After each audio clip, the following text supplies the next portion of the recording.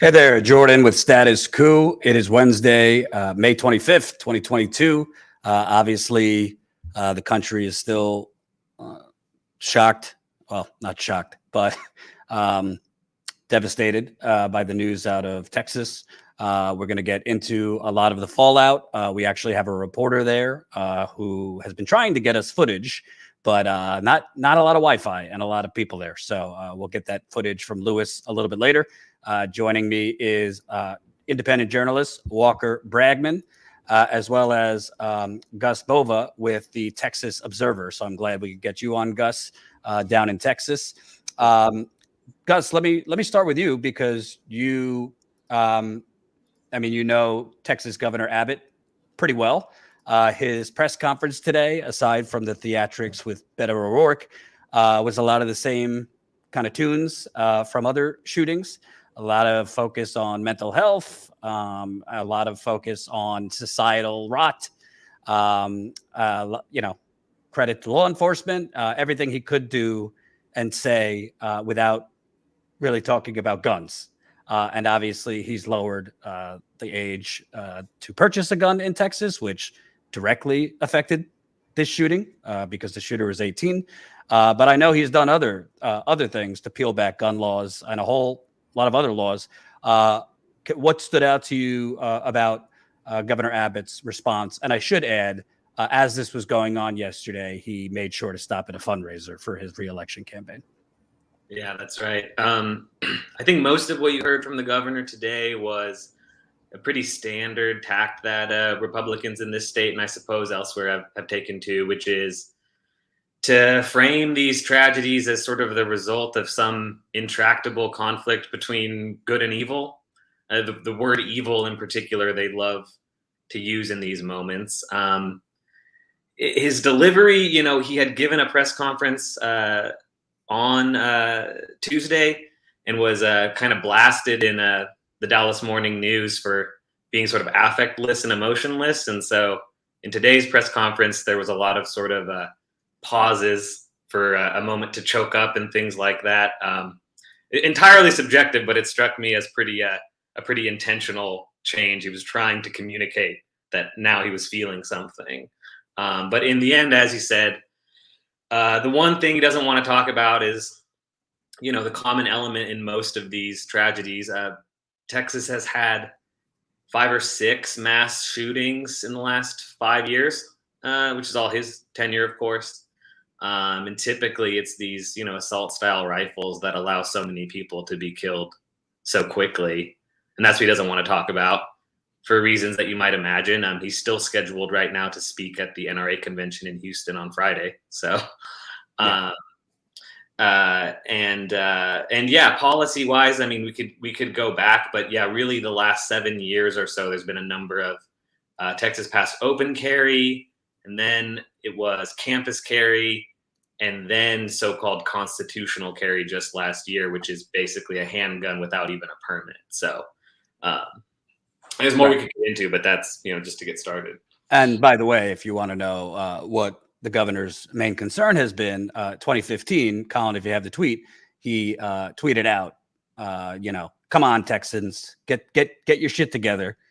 Go buy some more guns because we are falling behind California. So that's what we're dealing with. It also struck me in his press conference today, where was the whole good guy with a gun thing? I guess that's over now since this shooter was outmatched. I mean, you had Border Patrol police there, regular police. There was a gunfight with the shooter and a lot of police, and they obviously could not take him down because he had bazooka guns. And the police did not have those bazooka guns. Was that noteworthy? Because obviously that's a line from the NRA, but Abbott and other Republicans, including Ted Cruz, have said we need more guns, including arming teachers. I mean, he tried to say that it would have been even worse. It could have been even worse, right? I think it was a Border Patrol agent that ended up getting the shooter in the end. And that was his claim, was to say, like, we should still praise law enforcement here. It could have been even worse, but I imagine that's cold comfort, 21 lives lost before you got to that point. Right. And on a somewhat related note, when we had this string of just horrifying shootings, late 2017 through 2019, we had Sutherland Springs, Santa Fe school shooting, the El Paso Walmart shooting by basically avowed white supremacist, and the Odessa shooting. This string was horrifying enough that Abbott did change tone a little bit at the time, and he convened a roundtable and he said, thoughts and prayers aren't enough anymore. But all that came out of it was so-called school hardening, which was basically supposed to be like threat monitoring in schools, more cops in schools, more training, and like you said, some type of program to, I think, deputize teachers as some type of marshal to be able to have guns in the classroom. That's what came out of it. And yet here we are, and we just had our worst school shooting in our state history. So, right. And Walker, I got to be honest with you. I've suffered with depression most of my life. I had suicidal thoughts at one time. There's a lot of people like that in America. There's a lot of people like that in Europe and around the world. I don't think I could have done, if I would have gotten to that dark place that this shooter got to, I don't think I could have killed 19 kids with nunchucks. I mean, it is so absurd, the repetitive gaslighting that we hear. And let's not try to split the difference. This is the Republicans. I mean, most Democrats are good on this issue. But what's amazing to me is this guy on his 18th birthday went and bought 375 rounds of ammunition, 2 assault rifles, and there's nothing in our system to pause that. He legally cleared a background check, but there's no red flag with that. This guy right on his birthday is buying all this. This is a lot of ammunition, and nothing's been done on that. Actually, it's encouraged in Texas. It would be encouraged for someone on his 18th birthday. Have at it. What are your thoughts?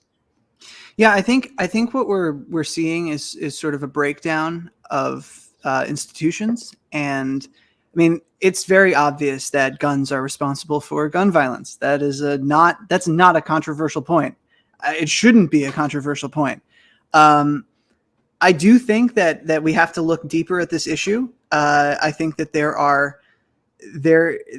is a widespread discontent in this country. There's a lot of frustration, a lot of factors that are contributing to depression and these sort of, nihilistic, doomy, feelings that a lot of people have. We should add reportings come out that this kid was bullied in grade school. There was bullying that went on. There's some reporting that there was something, his mother maybe had some drug use. So, he was bullied and had some things. Yeah. Right. I mean, look, that's not going to send most people over the edge. Right. That's not going to cause, I think, a majority of people to do what he did. That said, when we let misery metastasize, we can expect violence, and I'm not suggesting that this kid was motivated by a broad understanding of what's going on nationally, but we are not really a functioning country in so many ways. This should have been prevented. Our government, we should have the regulation in place to stop this. There should be a mental health check along with the background check, a psychological screening. There are so many things so many ways that our system failed to get to this point.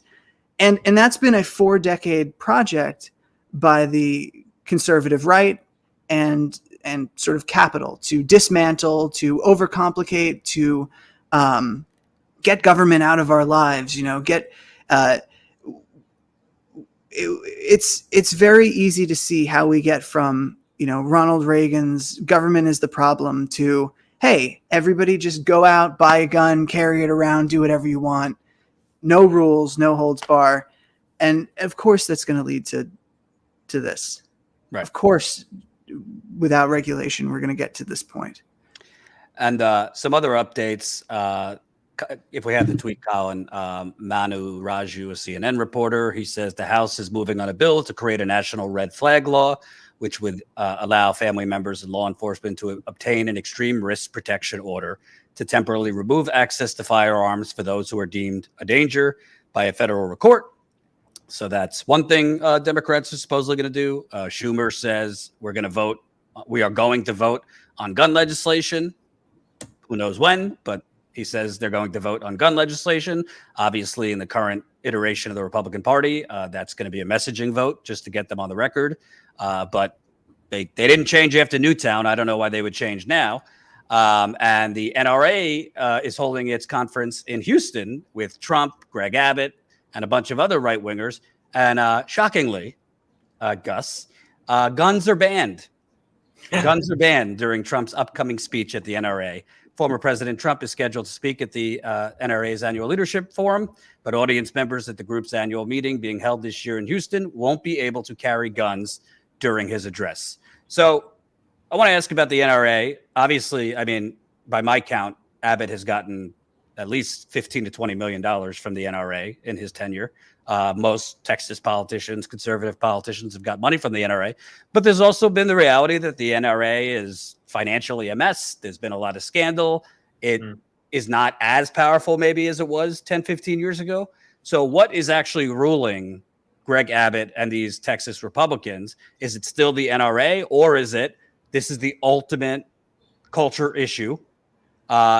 They thrive by screwing people with, the tax cuts for the rich and all this. They're able really to distract people from their horrid economic policies by, putting the fear of God in people that liberals are trying to take your guns. What is the influence still over Greg Abbott and these Texas Republicans?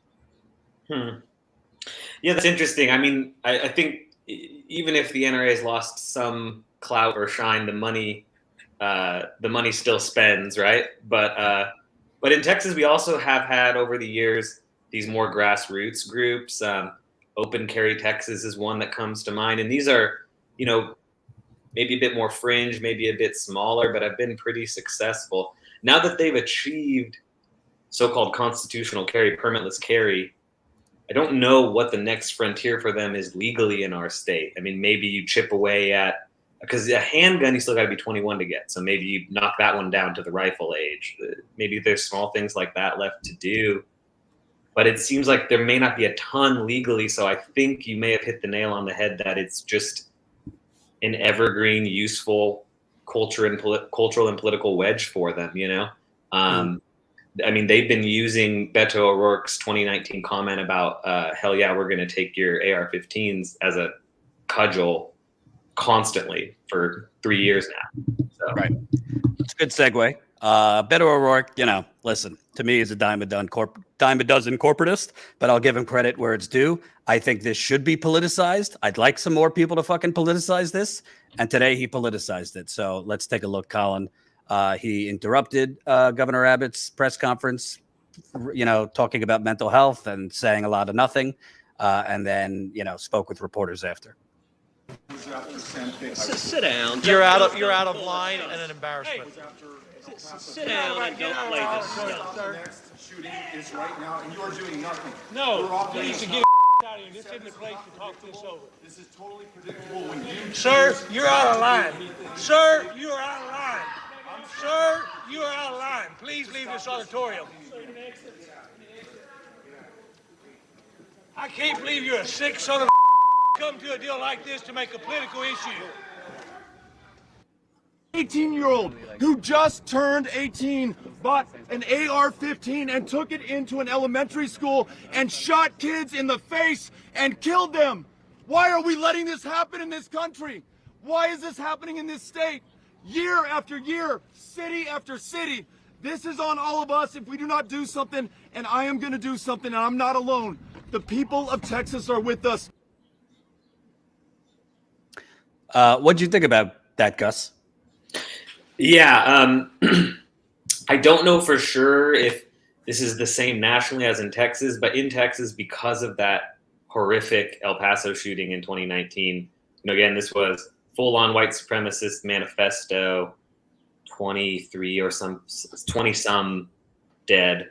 And because Beto O'Rourke is from born and raised El Paso, former congressman from El Paso, he does have a certain moral authority on that issue in this state. And, I mean, I'm not a campaign person, but to me, it's kind of him in his best element there when he's, impassioned and swearing about something like this. And obviously the mayor of Uvalde,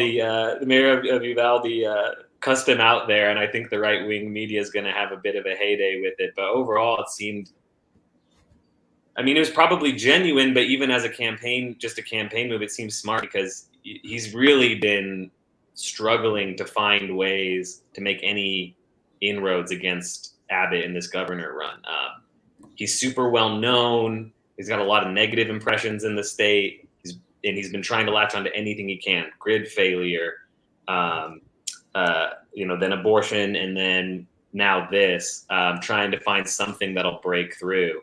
But anywho, if it's just my personal opinion, I guess I would say I admire him for going in there and kind of disrupting that meeting personally. And Walker, what's amazing to me, we live in this world, and Gus, you would agree that reporters are supposed to be just like kind of neutral robots, and just play it down the middle when children are massacred in schools and this and that. Why is Beto O'Rourke, whatever the reason, whether it's political or not, why is he more indignant and challenging politicians more than any journalist in this country ever has after these mass shootings? I mean, I literally have watched, Jake Tapper maybe has challenged Republicans the most on air about this, but it is always to a line. If you're a reporter, this is an abnormal thing. This isn't like a two sides issue. It's an abnormal thing. I mean, in other countries, when things like this happen, they don't cover it for 4 days and then move on. It's a earthquake of an event that is covered for weeks and weeks, if not months.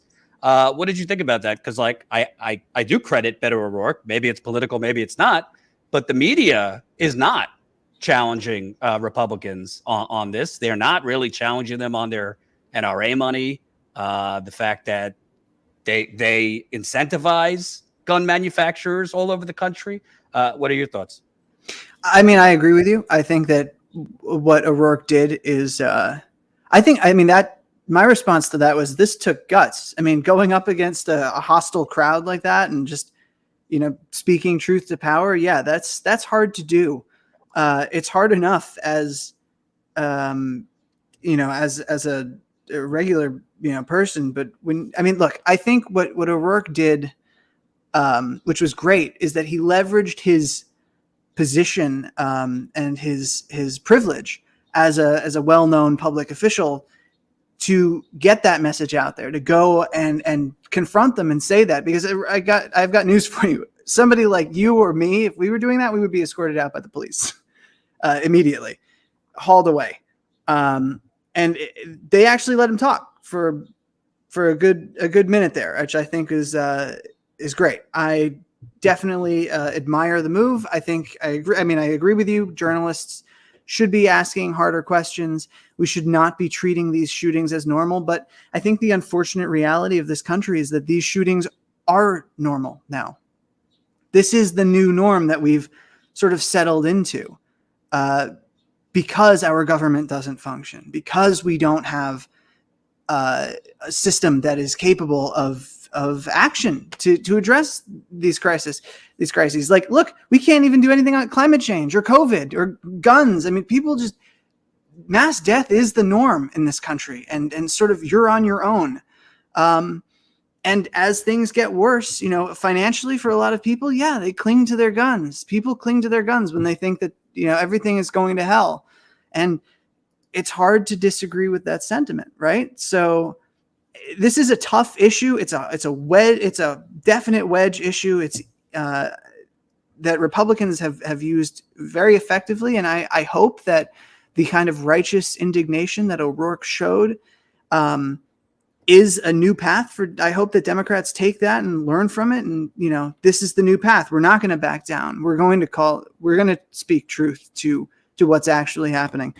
I don't know, but, I was excited to see it. And Gus, before I let you go, could you kind of take us inside? I mean, I've been to Texas a few times, but I'm no expert. Obviously, gun culture is Texas culture.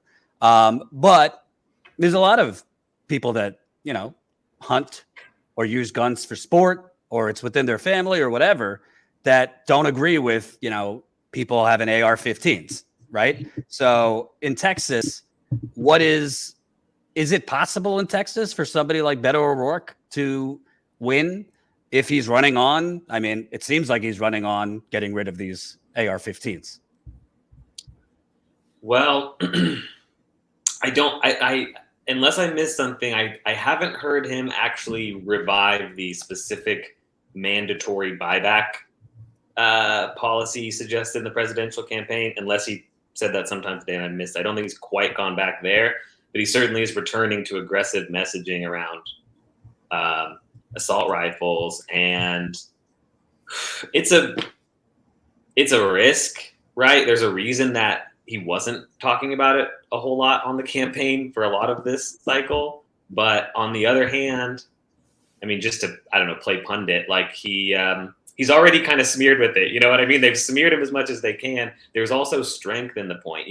Texas is not it does have a large rural population, but it's not really a rural state anymore. It's not the sort of old Texas of a certain white imaginary of the past. Like, it's primarily an urban state now, rapidly changing, tons of newcomers, and frankly, a lot of people traumatized by these mass shootings. So I don't have the answer of, will Texas turn blue, or can Beto flip Texas? If I did, I'd go get a different, higher paying job. But I think it's possible he could turn some political advantage out of this. Gotcha. And one more, because Walker and I are going to talk about it.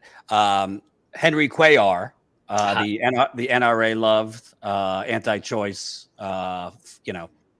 basically a Republican, looks like he's going to win, even though it's very close right now, less than 200 votes. He's up. Doesn't seem to me he was going to win without Pelosi, Clyburn, and the rest of the establishment cavalry coming down.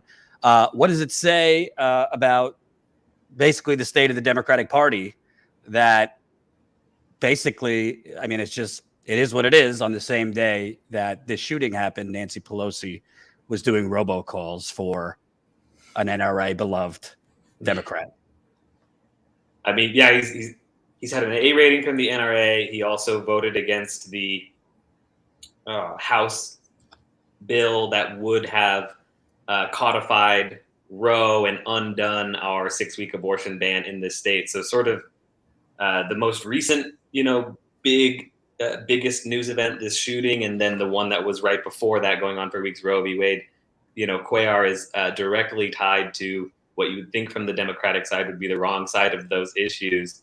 But I mean, I'll tell you, Pelosi hasn't wavered. I mean, she's been doing events with him in Laredo, coming down for their yearly George Washington's birthday festival for years, going back to Cisneros' last challenge against him. So I guess I don't know. I guess once you've earned your loyalty with that established House leadership, I guess you're in, huh? Yeah. And just to reiterate, in case anyone doesn't know by now, it's not just those issues. Cuellar also voted against the PRO Act. I mean, he has actually been a target of progressives within the Democratic Party going back to like the Netroots era, going back a couple decades now, and nobody can get him out. while we're at it, let's just play it, because if you were looking away, is this Ted Cruz saying this or Henry Cuellar? Let's play the clip, Colin. Do you think it's acceptable just to say that, if someone wants to kill someone, they're going to kill someone?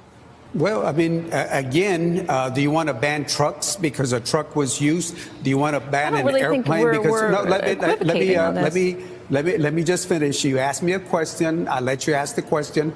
Let me just answer the question if you can. So, do you want to ban trucks because they used a truck in New York? Do you want to ban airplanes because a terrorist used it in 9/11? Again, there were some laws in place.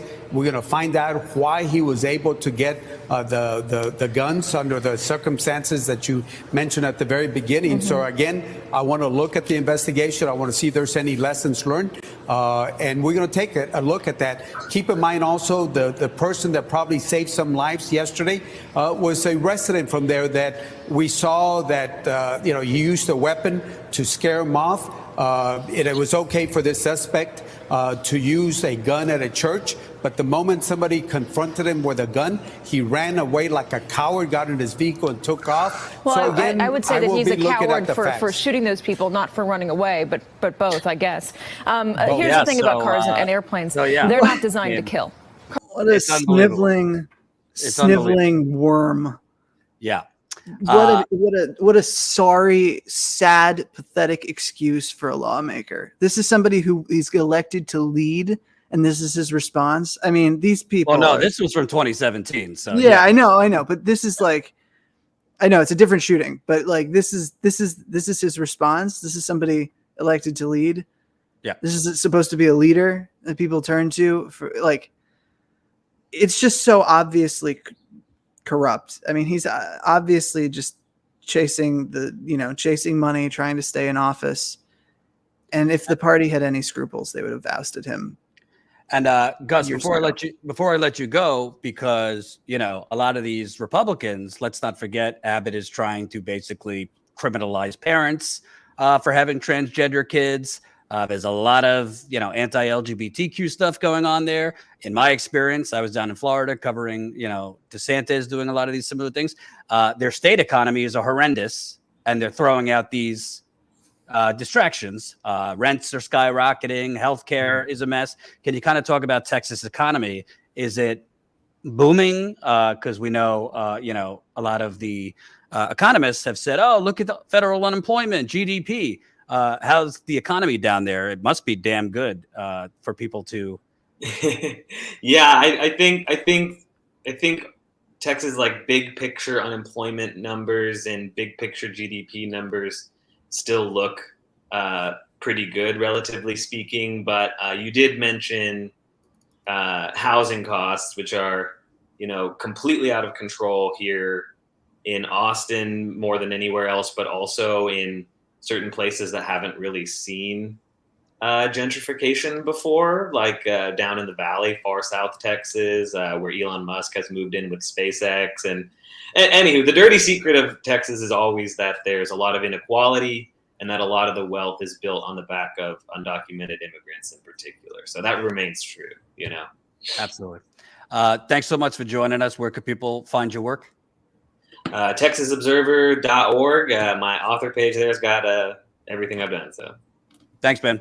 Take care. Cool. Thank you.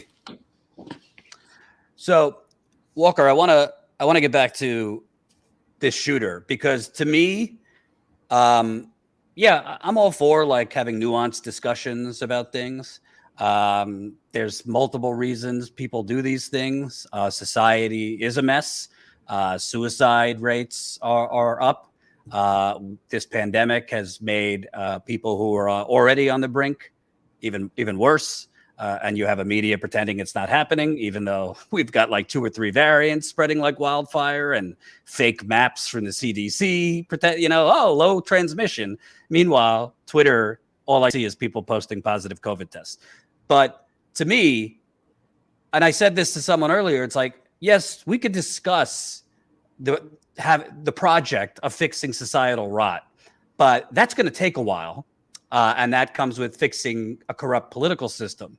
So in the short term, to me, Nina Turner posted a tweet I don't know if you have it, Colin, basically just listing all the shootings where it was an AR-15. And it was a long list. Uvalde, Buffalo, Boulder, Orlando, Parkland, Las Vegas, Aurora, Sandy Hook, Waffle House, San Bernardino, Midland, the Synagogue, Sutherland Springs. I mean, I'm sorry, but when there was an assault weapons ban in the 90s, these mass shootings dramatically reduced. And you have military people saying these assault rifles have no place in civilian hands. Would this eradicate all shootings? Of course not. There's regular violence that aren't mass shootings all the time, which come from, people, gun violence, crime due to economic issues. But to me, clearly there's a gun epidemic. And the first thing is we need to ban these AR-15s for civilian use, and we need to dramatically reduce or ban these high ammunition magazines. It's not really that complicated. It's controversial only because there's a very, very well-oiled financial machine to make it controversial. And that would dramatically reduce murdering children. I don't know what you think of that. Look, I don't disagree with you. When I started, writing politically, I started writing really articles about guns. I do think that the focus on, if you look at public polling on, opinions on guns, it's pretty squishy. But it's not clear that the gun control side is winning that. And part of that is because people generally, there's a sense that, shit's getting bad. And when it goes down, I want to have protection. I agree with you that the right thing to do is to go after and ban these high capacity magazines. I'd like to see semi-automatic weapons entirely gone. But there are a lot of guns in this country, and there's now 3D printing. You can 3D print guns. There's so many ways that people get these. And that's not to say we shouldn't make it harder. We should, but I'm not entirely sure it's possible right now. I hate to say that because these shootings keep happening. And if we had a functioning government and we had, leaders, not like that worm, like if we had leaders, they might stand up and do something like that. Yeah. Ban these semi-automatic weapons, ban high capacity magazines. We don't have that. And I don't know how you do that in the short term. I don't know how you fix this problem, given the sheer number of guns, given how many people want guns. I think honestly, you have to start by fixing government, fixing the workings of government, going after issues like campaign finance reform, and going after bolstering our social infrastructure. That stuff can go a long way to dialing down the tension. And then you can go after and say, you know what, we don't need these. They don't make us safer. They make this country worse, and we can impose regulations. There's nothing in the Constitution, despite what Second Amendment advocates say, there's nothing in the Constitution that prevents us from regulating guns. I'd like to hear, I don't expect the Democrats to have a good political argument because it's the Democrats, but I'd like to hear somebody in the media say to Ted Cruz and these other people, hey, what's with your selective, strict constitutionalist? I just made up a phrase because you care so much about the Constitution and how you interpret it on the Second Amendment. You didn't seem to care about the Constitution when you deprived Obama of a Supreme Court judge back in 2016. It's in the Constitution that presidents are supposed to appoint Supreme Court justices. Or when you're talking about banning teaching of critical race theory in schools, or saying, no, you can't protest outside, a home of a Supreme Court judge, like that stuff. Like, no, you don't, they don't care about the Constitution. They care about the toys. Right. They care about the things that they want to care about. And, they don't care about a separation of church and state. I want to play this clip. It was actually good from CNN. Let's play it. Now is Anthony Barksdale, CNN law enforcement analyst and former acting Baltimore police commissioner, and Greg Airy, former FBI special agent in charge. It's great to have both of you here. Commissioner, I just keep coming back to the governor there talked so much about the mental health crisis that this community has been having, and maybe they need to build a building that would help. What about keeping guns out of the hands of teenage boys who are having a mental health crisis? I mean, that seems to me to be the nexus that they don't discuss. Well, that should have been the priority that was totally avoided here. Complete misdirection. It was like a back the blue press conference. And it's not enough about these victims that had to lose their little young innocent lives that day. And they're all on board. I don't see any signs that they're going to back away from their stance on weapons falling into the hands of the wrong people. And then to throw in New York, LA, Chicago, these kids, these were innocent kids. This is just amazing. And this is the leadership. These are the politicians in place that are resistant to changing things in the U.S. We're in trouble. I think that goes to what you were saying. We're in big fucking trouble as a country, and our institutions are failing. And we could focus on the Republicans because at the end of the day, they are the ones taking the blood money. Most Democrats aren't. But I got to tell you something. There is blame. It's all fucking blood money, Jordan. It's Yes. all industry money is fucking blood money. Yes. I mean, you're taking pharmaceutical money. That's fucking blood money. You're taking health insurance lobby money. That's blood money. Gun money. All of it. This is an erosion of our country, and it's happened over 4 decades. I mean, I did a thread on this. I love it when you start talking about the Supreme Court ruling in the 70s.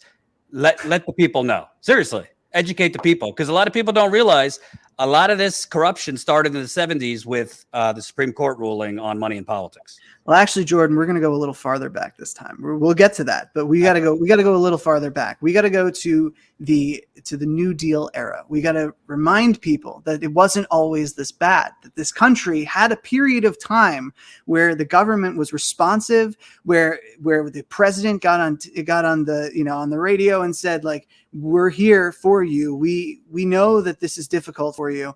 And we're gonna make it better. We're gonna do what we can, and if it doesn't work, we're gonna try again. But we're here, and we're gonna give you a new deal, and that's what happened. And it was effective. It restored Americans' faith in government. You have to remember that at the time when FDR took office, we were at the height of the Great Depression. We had come through we were going through the Dust Bowl as well.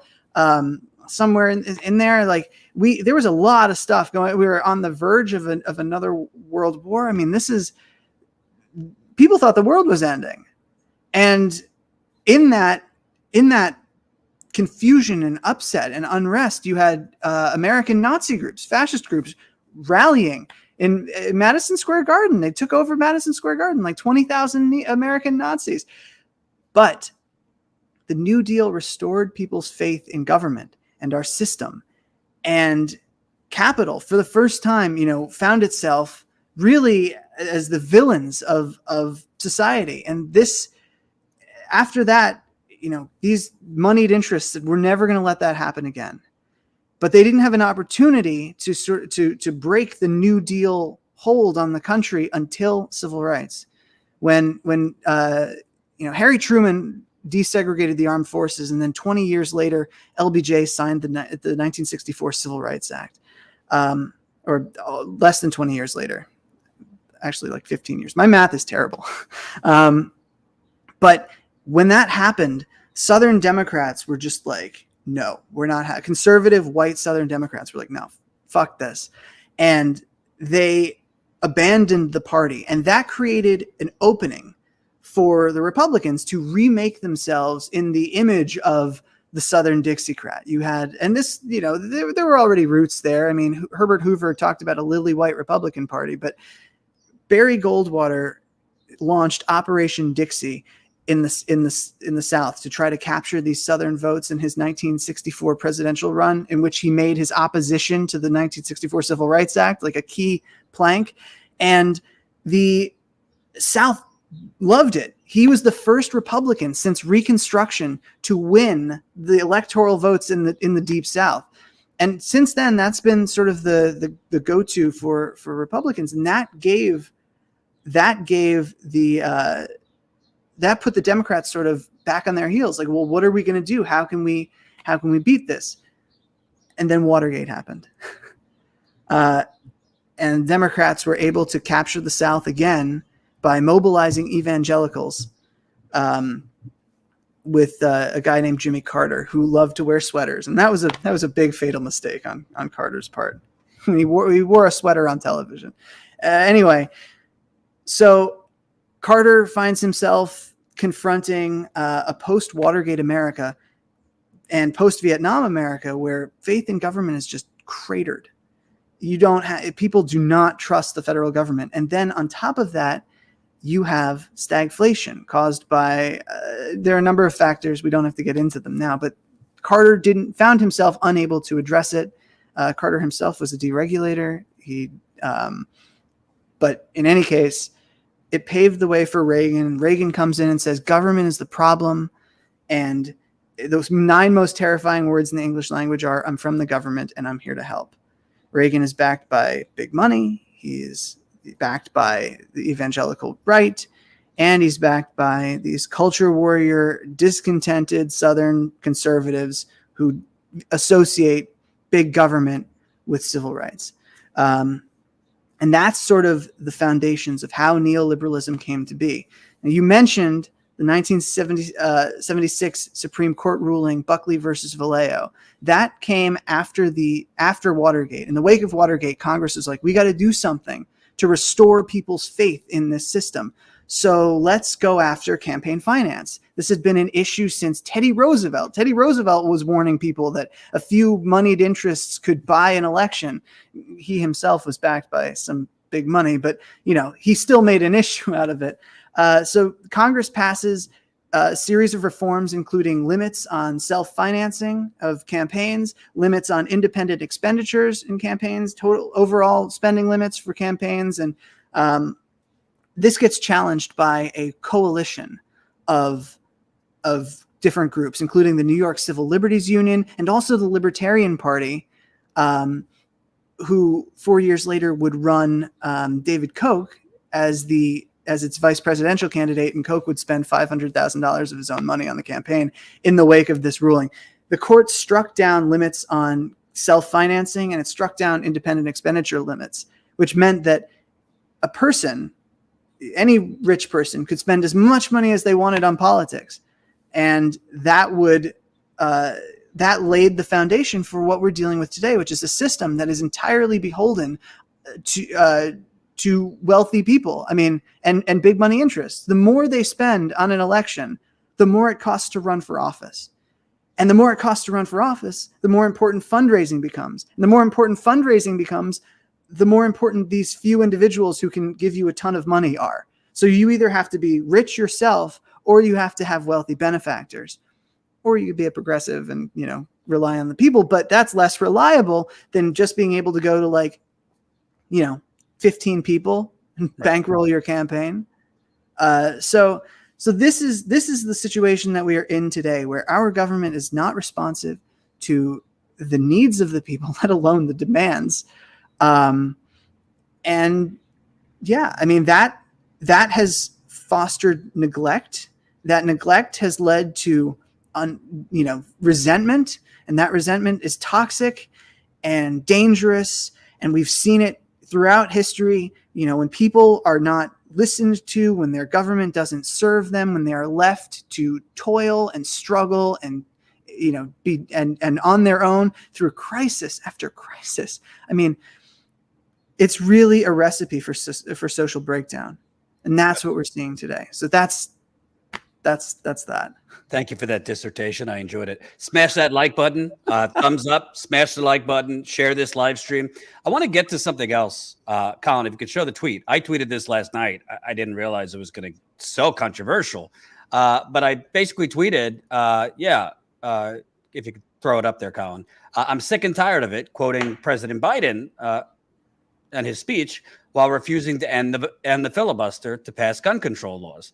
And boy, did I get a lot of shit for this. Sure, I could have said while refusing to fight to end the filibuster. Of course, Biden doesn't have unilateral power to end the filibuster. And people, the vote blue no matter who sycophants were on me about that. Take a civics class, Jordan. Right. No, that's what they were telling me. But what's amazing to me is people actually talk and respond as if the president of the United States, who's the most powerful person on the world, is helpless. Not just on this, on just about anything. COVID, guns, climate. They act like there isn't anything called the bully pulpit. They act like there isn't anything backdoor that presidents can do by leveraging their Department of Justice or a whole host of other things, FBI. President Biden, if he wasn't corrupt, because he is corrupt, he's not a union guy. I said this during the campaign. President Biden, if he wasn't living in the 1980s still, the filibuster is not in the Constitution. President Biden, who latched on to President Obama for dear life to get elected, remember when he tweeted the BFF bracelets? Well, Obama called the filibuster the last relics of Jim Crow. So President Biden could be using this moment to demand, because the president sets the legislative agenda for his party, demand an end to the filibuster to pass, whatever the case, do a buffet table, eliminating high capacity magazines, banning assault weapons. They should just go for broke. Right. Get rid of the filibuster, go for broke, make the Republicans justify rolling back everything. Right. He could be doing that and at the same time using his bully pulpit, which he did not use, to go against Joe Manchin and Kirsten Sinema. And then the same sycophants say, Jordan, they have no shame. Well, maybe because the president of the United States never publicly shamed them. Maybe because the president of the United States never publicly threatened them. Maybe because the president of the United States has been in fetal position mostly for the last 2 years while and it's not just them, by the way, they get all the attacks, but there are other Democrats that didn't want to come forward, that don't want a $15 minimum wage, that don't want paid sick leave and other things. Manchin and Sinema are just shameless enough to take the arrows. But my point is, Biden can right now go on a holy crusade against the only two Democrats that are on the record that they won't end the filibuster and let the chips fall where they fall. Okay, if Republicans take power and then they abuse it, well, what's the difference? What's the difference between them abusing the use of the filibuster and them in power enjoying it not existing? It's just mind-boggling. He is embracing and continuing a policy like the Electoral College that allows the minority to rule our country. And if he really cared, because the number one job of any president is the security of the country, not just from foreign threats, but domestic. I would say if 19 children are getting slaughtered, well, that's a national security threat. So I don't want to hear that Biden could do nothing and Sinema and Manchin and elections. He could be doing a lot. And to be clear, Manchin has barely felt any pressure. The media continues to frame him as a moderate. He's an extremist. The most pressure he has gotten is, activists, God bless them, rowing to his yacht and shaming him or nearly jumping on his Maserati. He has not been tarred and feathered like he should be tarred and feathered, and Sinema. And I don't want to hear any more that Biden can't do anything. He can do something right now, and that's fight to end the filibuster. I mean, look, I agree with you. I think under normal circumstances, Joe Biden would be considered a bad president. People are going to bristle at that and be like, he's only 2 years in, like he's got to deal with the times are difficult. They are. That's true. But I also recognize that these are not normal circumstances, and Biden is taking office at a time when our government is the most dysfunctional it's been, in living memory. Now, he himself played a role in getting us to this point. Biden was a neoliberal. He was, I want to, we got to cut government spending. Government spending is too much. We got to, Medicare, Social Security, veterans benefits. Like, I found that video. Sorry to interrupt. This is coming from BNO News. Student caught with AK-47 outside of high school in Richardson, Texas. So they said, how long is it going to take? Apparently less than 24 hours. To be clear, this is not a shooting that I know of, but BNO News is always on it with COVID and other things. They're reporting a student was caught with an AK-47 rifle outside his high school in Richard, Texas. So that's what I'm saying. We're not going to eliminate societal rot.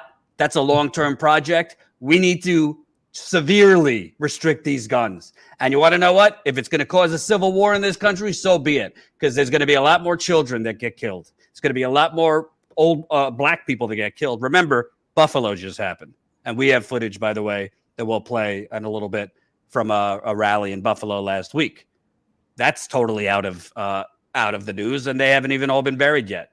Look, they got to, you mentioned civil war. We got to use this DOJ to disrupt these white nationalist groups that are preparing for civil war, these insurrectionist, groups. Where is Merrick Garland? What is happening? What's going on with that? Where are we infiltrating? Are we prosecuting? Are we disrupting them?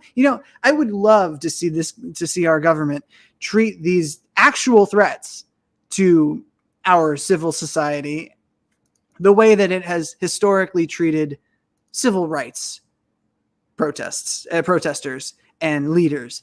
Like, go in, disrupt these groups, disarm them, and arrest the people who are plotting sedition in a fucking basement. Like, that's what you're there for. The government has to. We need a functioning government. And I agree with you. The Biden administration has failed on so many fronts. They're going into a midterm election where the only achievement they can hang their hat on at this point is the bipartisan infrastructure bill, which is just a handout to the private sector. They're not. Biden was good with the money cannon, with the American Rescue Plan. He got out the money cannon, but so much of that money, the spending is unaccountable. And it's been overly complicated. Getting relief to people has been overly complicated. And most of the relief that we had is now expired. So I am a big critic of the Biden administration. I do recognize that he is coming in and he is handicapped, by just the sheer dysfunction of the government that he inherited. And contributed to over his career, but he is.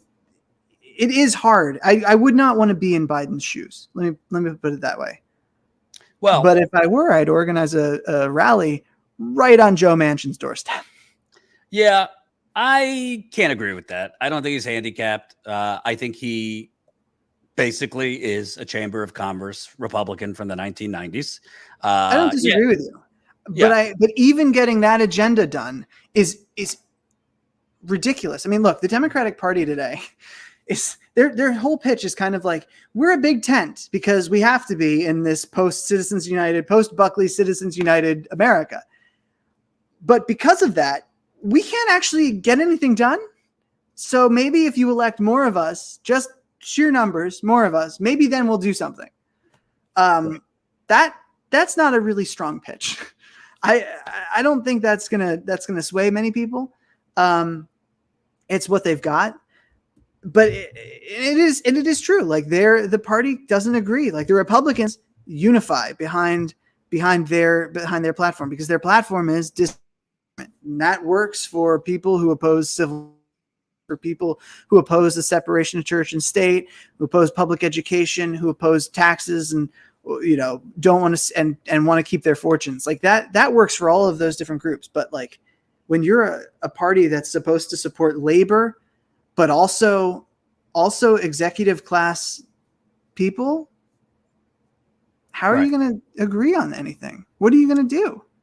There's no middle ground.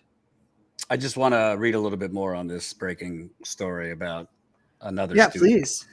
This is from the Richardson Police Department in Texas on May 25th at 10:55 a.m. The Richardson Police Department received a phone call from a business in the 1500 block of East Spring Valley Road reporting a male holding what appeared to be a rifle. The male was last seen walking towards Berkner High School. Within minutes of the call being dispatched, numerous police officers from various units within the Richardson Police Department responded to Berkner High School and initiated a search and investigation into the incident. Nearby schools were notified of the police activity. Based on the information provided and in corroboration with Richardson ISD, officers were able to identify the male suspect as a juvenile student of the high school. The suspect was located inside the high school, but no weapons were found. Further investigation led to the discovery of a vehicle used by the suspect in the parking lot. Inside the vehicle, officers observed what appeared to be an AK-47 style pistol and a replica AR-15 style Orbeez rifle. The juvenile suspect was arrested and charged with unlawful carrying weapons in a weapon-free school zone. So, yeah, who knows? It's insanity. It's insanity. And you know, you said it like we got to do something now. I agree with you, but we're not going to do anything. And I gotta be honest. I mean, TMI, but my wife and I are trying to make a baby. I'm not really in love with the idea of sending my kid to public school right now. It's such a funny thing to say. You know, we're trying to have a baby. Yes, everybody knows what it means. But congratulations, yes. Congratulations. But I don't know. I mean, life is scary. We can't protect our children at all costs. But I mean, they're sitting ducks right now in schools, and there are people that see these shootings and then get ideas for copycat shootings. So it's very scary. And you know, to the parents, can you imagine, Walker? Literally, there were 2 days left. 2 days left of the school year. And on top of that, the stress of having to send your kid to school in a pandemic, and then on top of that, the stress of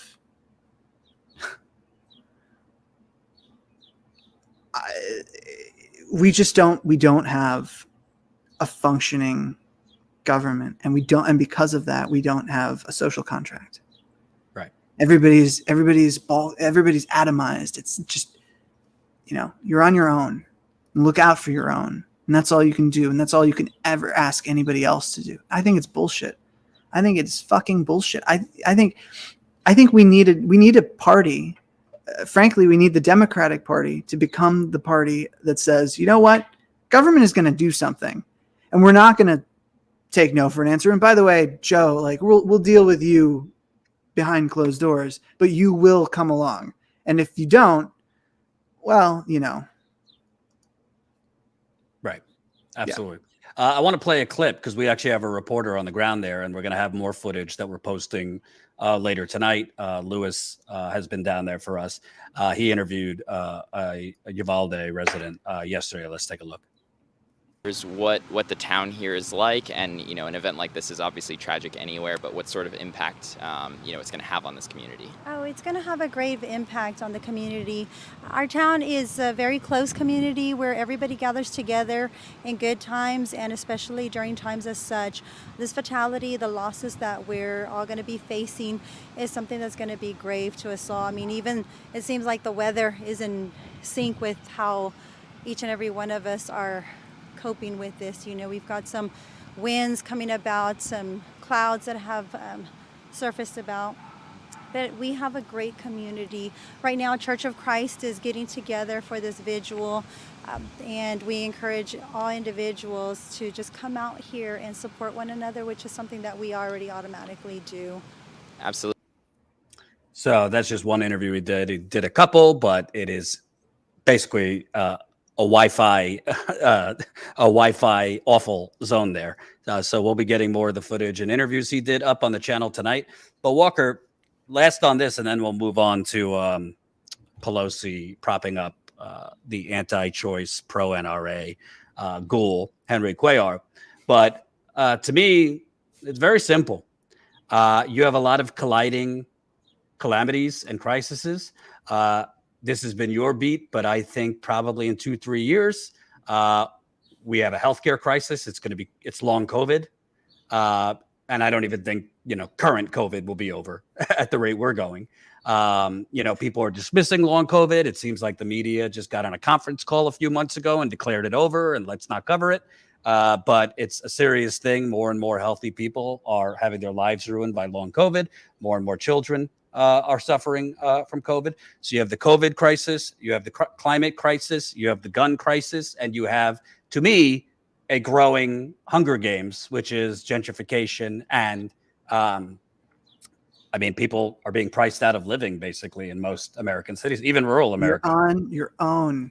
You are on your own. This is the conservative movement in America got exactly what it wanted.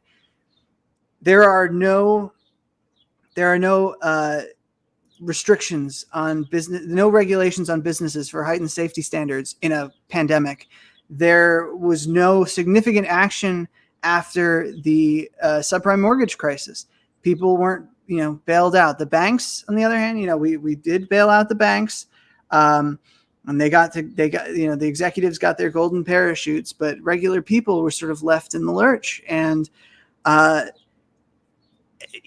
people have turned to guns, and they're going to protect their own. That's it. This is a libertarian America. This is what it looks like. Massive inequality, no social contract, mass shootings regularly, pestilence, mass infection, mass death, mass debilitation, because we don't have a government that's capable or willing to stop it. I mean, this is libertarian America. And that's a great segue. Enjoy it. That's a great segue, because we do have a government that is fighting harder to keep in pro-NRA, anti-choice Democrats, fighting harder if you're Pelosi, Jim Clyburn, who I call the Death Star, and the others, because yesterday, Nancy Pelosi was literally sending out robocalls for Henry Cuellar. Can we take a look at that, Colin?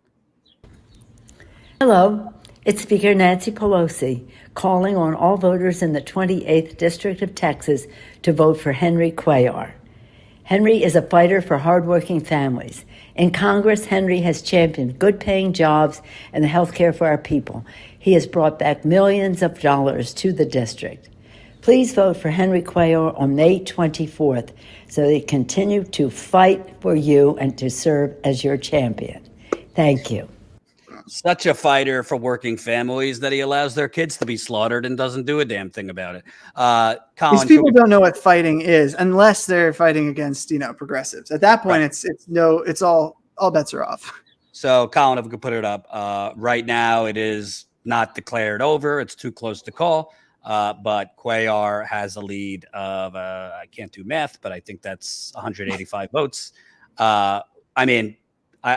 I literally every vote does count in a lot of elections. So 185 votes. Texas has an automatic recount law if it's a tie, but Cisneros is certainly within her right to request a recount. And I think there's some outstanding ballots. Do we have that tweet from Steve Kornacki? Are there outstanding ballots? I believe so. If you have that, here we go. Yeah. So in Texas 28, Cuellar leads challenger by 177 votes. There's still a very small number of provisional ballots to be counted. And there are several counties that could still have a few uncounted votes, and recount looms. So NBC's not calling the race. So I don't want to get anybody's hopes up. 177 votes. It could turn on a recount. I think a recount would have a better chance if it was, more like a couple dozen votes, but we'll see. But clearly he was going to lose without Pelosi, Clyburn. I think it was $3.5 million that were flooded in the last weeks, similar to Nina Turner's campaign, Summer Lee's campaign, AIPAC, the mainstream Democrats PAC, which is run by the co-founder of LinkedIn, Reid Hoffman. It's repugnant. How could you say, we're both men, but how do you have a straight face to women if you're Pelosi when you're literally propping up somebody who is anti-choice at a time when women are under assault from a Supreme Court, the Republican Party. Look, it's just this is the big tell, right? That they don't actually care about their own agenda or what they claim to be their agenda. They don't care. If they did, they would not be throwing everything they have to defeat progressive candidates who have fought harder to get what Biden wants done than his own establishment. I mean, this is rough. Like it's hard. We live in very uncertain times, friends. I don't know. It's hard to watch election after election. They throw their weight behind these ineffectual, pathetic, weak, sycophants. All they care about is power. I mean, okay. And at a certain point, progressives do need to win. This is the game. This is what you're up against. But I do find myself questioning, do these people care about the country at all? Do they not understand what's happening? Did they not see it? Because I'm Jewish and I'm terrified. I'm watching this okay, this feels a lot like Weimar. This is it's a disaster, and they're facilitating it. I don't know. Pelosi is complicit. They don't care. And if your big priority is staying in office, you're in the wrong business. If that's your number one priority, that's why you're in politics, that's why you're playing the game, you're in the wrong business. You're in the wrong profession. We don't need people like that. We don't need people who only care about being in power. We need people who are willing to lose power in order to do the right thing. Well, I also, I have to say, I've never jumped on to hashtag fraud squad and these things. I'm a journalist. I'm not going to cheerlead for trendy hashtags, but I will say at some point, putting aside whether they are just weak or naive or whatever the motivations are, at some point, you would hope that progressives who do agree with us on the issues, I'm talking about AOC, the squad, even Bernie I'm talking about. I challenge, the idiots like Jimmy Dore who call him a fraud and a coward. I mean, Bernie Sanders has done a lot for the progressive movement, but at some point, there wouldn't be a progressive movement as it is today without Bernie. Right. But it's at some point, when are they going to actually think to themselves, playing nice has actually, that we don't even get anything for playing nice. We don't get anything for, giving them the deciding votes they need for things. We don't get anything. In fact, the more nice we are, the more terrible they are to us. When I say us, meaning other progressive candidates. I mean, hell, Jeff Weaver, who's Bernie Sanders' owl, he's Bernie's former campaign manager. He put out a little, shot in Politico because he likes to leak to Politico. Hey, if, we've been on our best behavior basically, and in return, they've been flooding money against our progressive candidates from AIPAC and, et cetera, et cetera. So maybe we'll just play spoiler and run as independents in some of these races and skip the Democratic primary. I don't think they would actually do that because they're how many states have those sore loser laws that prevent people who lose primaries from? I have no idea. Running. I mean, look. Apparently, it didn't work in New York. I give you Byron Brown and others. But my whole point is, at a certain point, what you're doing is not working. AOC kind of slightly, challenged Democratic leadership on Twitter yesterday without naming names. I'm not saying to do this to win over YouTube viewers. Your strategy is not effective. So if you want to activate your base, start fighting, because the actually playing inside the Democratic Party strategy and giving them the votes they need, and whatever you're doing to try and keep your committee seats or not get challenged during your primaries, it isn't working, because they are going to flood the zone to take you out, just like they did to Nina Turner, Summer Lee, and now Jessica Cisneros. Well, look, there are a lot of games that the establishment could play with, districts to really punish, progressives. And I think it just speaks to the fact that this is an establishment that's willing to throw everything that has to hold power and stop progressives from taking office. It's just, it does feel a little bit like this older generation just will not let up and just won't let go, and is determined to sort of infantilize, younger generations. That might just be a me thought, but that's sort of what it feels like. Like they're holding on to power. Like, no, we know how to do this. You don't.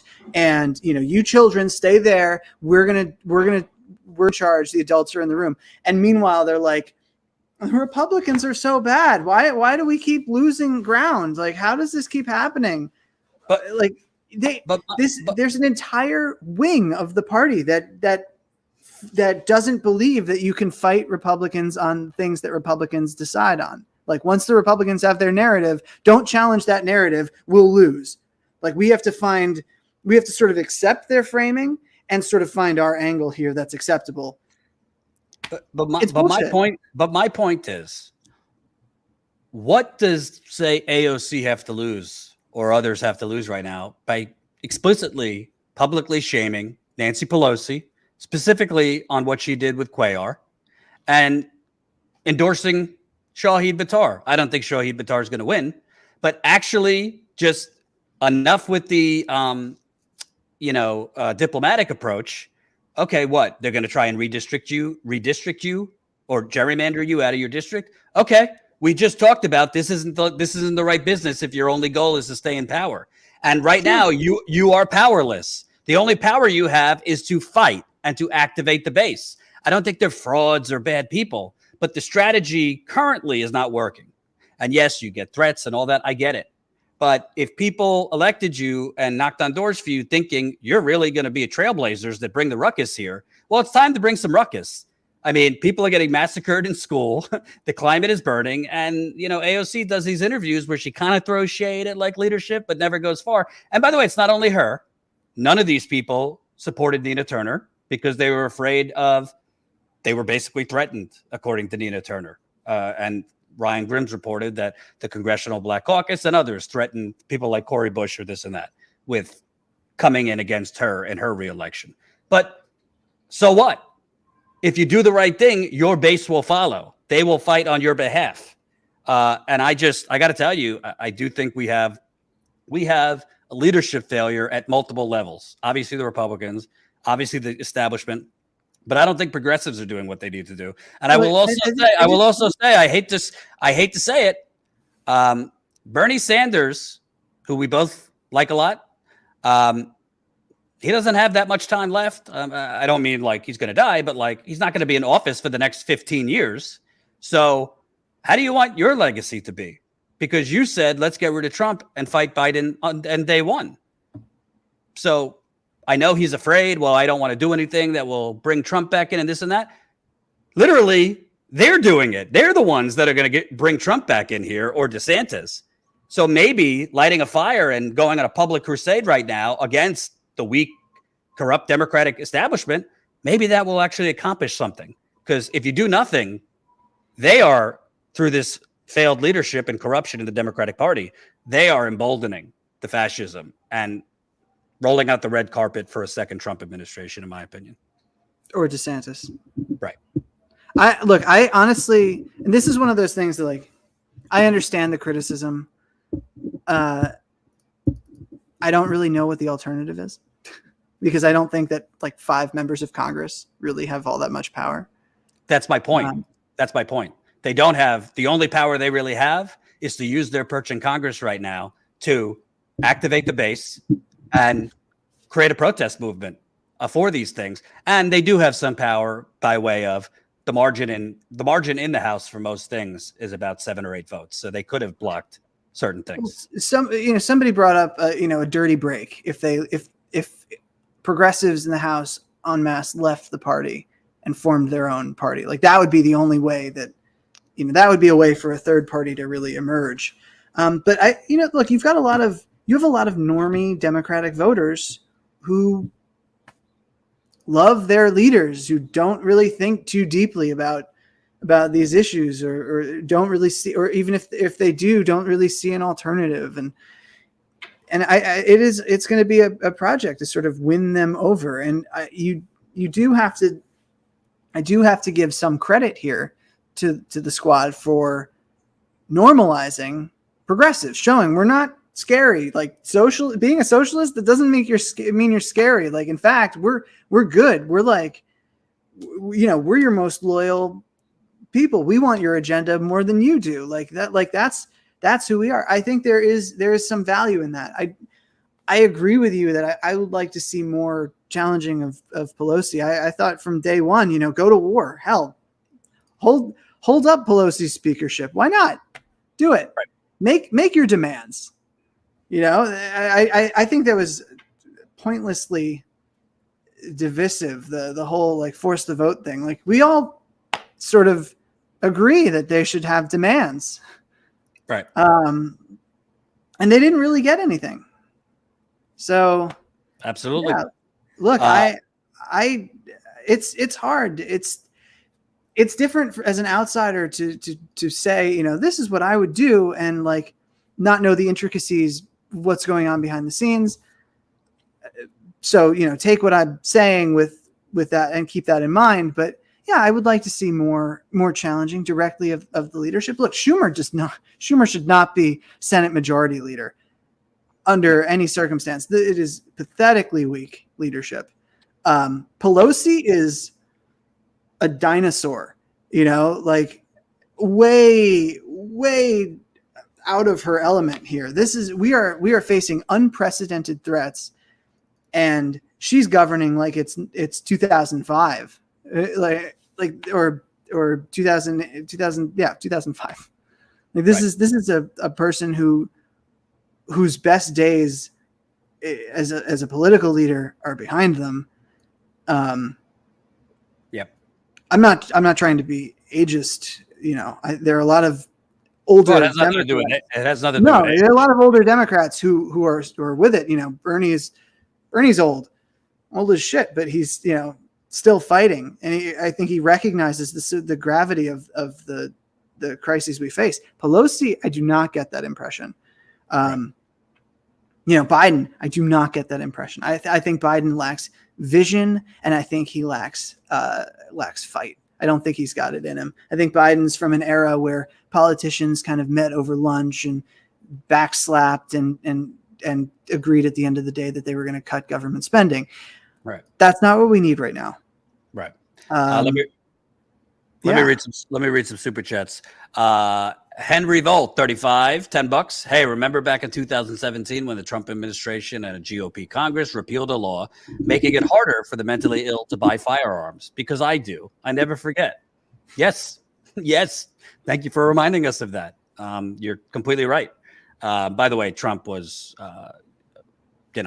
pretty good on guns before he became a circus animal. There's clips of him in the 1990s calling for assault weapons bans. Anyway. Double K, 1999. Thank you so much. Double K, another 1999. Thank you so much. Cheese sandwich, $5. People who sent $50 billion in guns and bombs to fuel war in Ukraine are hypocrites when they then scream for gun control at home. I don't really know the connection between those things. Okay, thank you. Tony, $5. Manchin probably threatened to change parties if he felt any pressure. At this point, if you can't get voting rights, Biden might as well go for it. To that, I say goodbye. What is the difference if Joe Manchin was in the Republican Party and it gave Republicans what would that be, 51-49 advantage? What would be the difference, really? They don't have a filibuster-proof majority unless they just do away with the filibuster, which I wouldn't put it past Mitch McConnell. But we would still have pretty much nothing happening. So I don't subscribe to that. I think Biden should have went on a crusade against Joe Manchin. And frankly, Joe Manchin is lucky his daughter's not in prison. Biden could have threatened Manchin behind the scenes. Hey, my DOJ could look into that whole price gouging that she did with Mylan. Or you giving kickbacks to your coal plant. Like, yeah, there's a lot there. And they should, look, if we had a country where law and order really prevailed and powerful people were held accountable, yeah, they would be looking into that. There absolutely would be an investigation. Joe Manchin is, first of all, he's not changing parties. He is the top Democrat in West Virginia. He's not changing parties. He has way more say as a Democrat than he ever would as a Republican, and way more credibility as a Democrat than he ever would as a Republican. And by the way, he's not as popular as the media pretends in West Virginia. Just so you know. Look, I think you take Joe Manchin into a back room and you tell him, yeah, we're going to use the DOJ and we're going to investigate your family because you've got there are legitimate reasons to do that. And that won't go away if you switch parties, because it's the executive branch, and welcome to the separation of powers. Also, we're going to strip you of your committee seats, because there's no way that a coal baron should be chairing the energy committee in the Senate. No way. I mean, this guy has been able to walk all over Biden's agenda, posture, pose for the media, be taken seriously as the contemplator, the deal maker, the negotiator. No, fuck that. Who's the president and who is the senator? He is in your party. Bend him. Yes. Double K, thanks for the $19.99 again. And Tria, $10.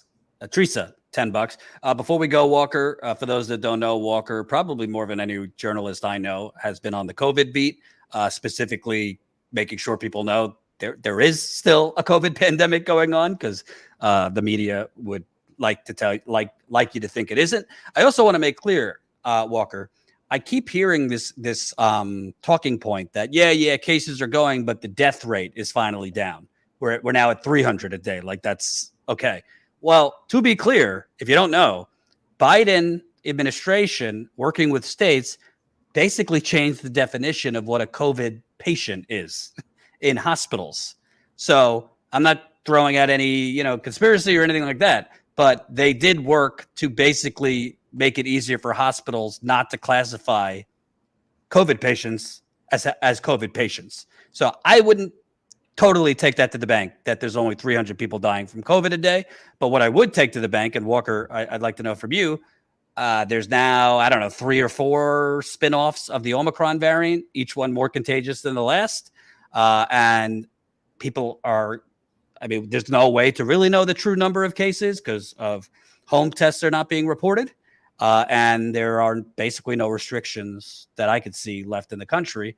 And we're basically flying blind of how bad the cases are right now, how many people are really hospitalized, as well as how many people are suffering with long COVID. Just anecdotally, I know somebody that called Johns Hopkins University that has a COVID long haul department, and the first appointment you could get is 9 months because they're so backed up with patients for long haul. So can you kind of give us an update based on your reporting? What is the reality of COVID right now?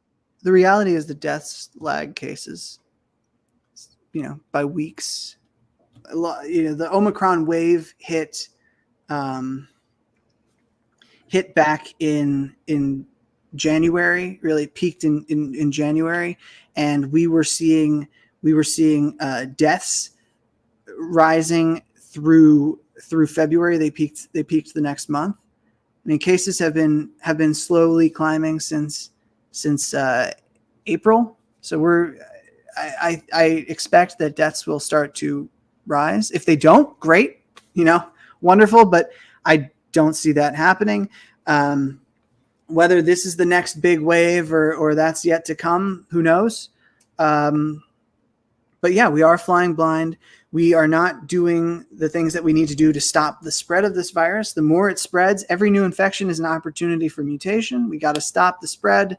Again, we don't have a functioning government and that's really made it difficult for us to administer relief, what relief we had, and it's made it very hard for us to stop or do anything to stop this pandemic.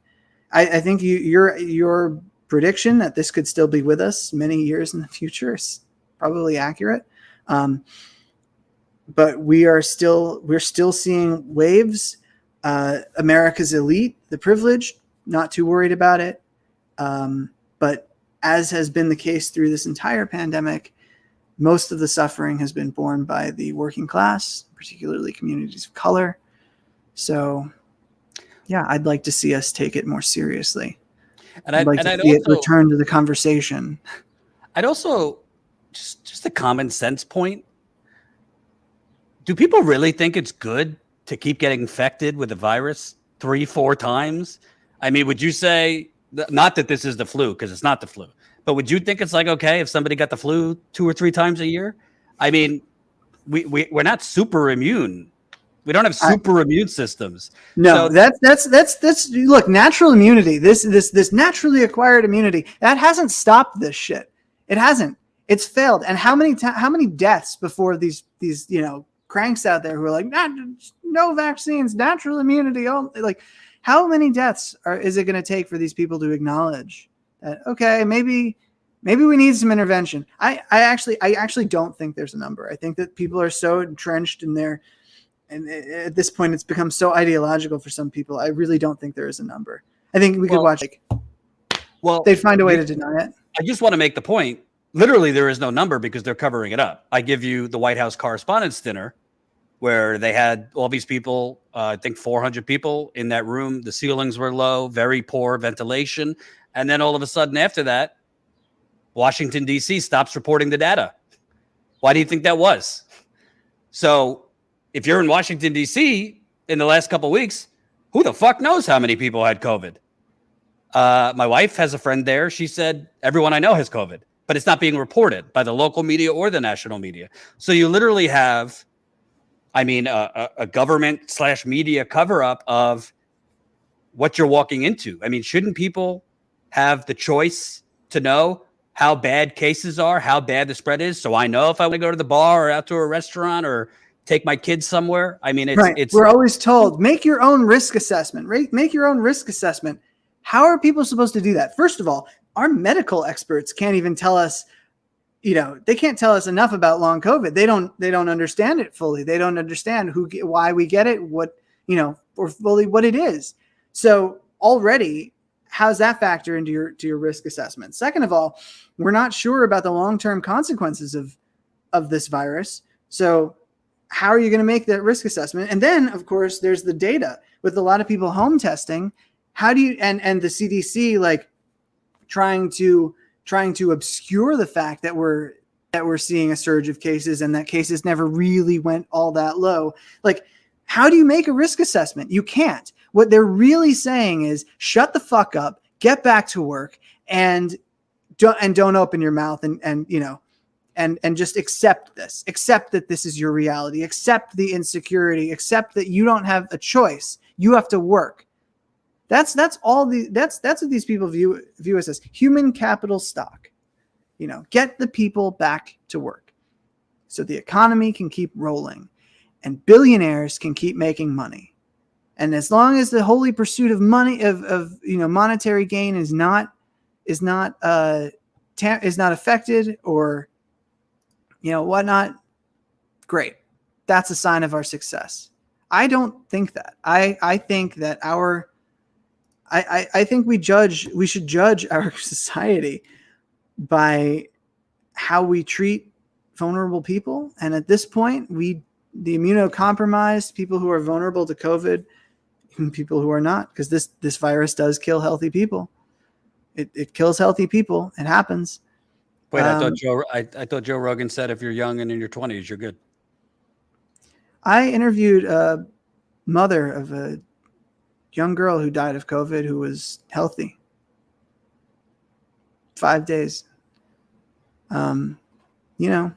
This is the reality of America today, that you have to risk your health and the health of your family to participate because your government has said you're on your own. Absolutely. We need government. We need big government to come back. We need a New Deal. Thank you, Walker Bragman. That's a good place to end. Thank you, everybody, for watching. Please support us, statuscoup.com/join. Like I said, Lewis, who's a freelance journalist who's been doing some work for us, He has been on the ground down there in Texas, covering this horrible, horrible tragedy and just massacre. He got a lot of interviews today, but Wi-Fi wasn't so great, so he is racing to get us the interviews. So we'll be posting some of that hopefully tonight on the channel and more tomorrow. So definitely support us, because it ain't cheap to do on the ground reporting, but we're going to continue trying to do that on the ground reporting as much as possible. So you can become a member for $5 to $10 a month. Follow Walker at Walker Bragman on the Twitter. And thanks for doing this, Walker. Thanks for having me on, Jordan. It's always a pleasure to talk to you. And congratulations again on having a baby. No. Trying to have a baby. Trying to have a baby. There you go. No news yet. Don't get people excited. Thank you. We'll talk soon. All right. Take care.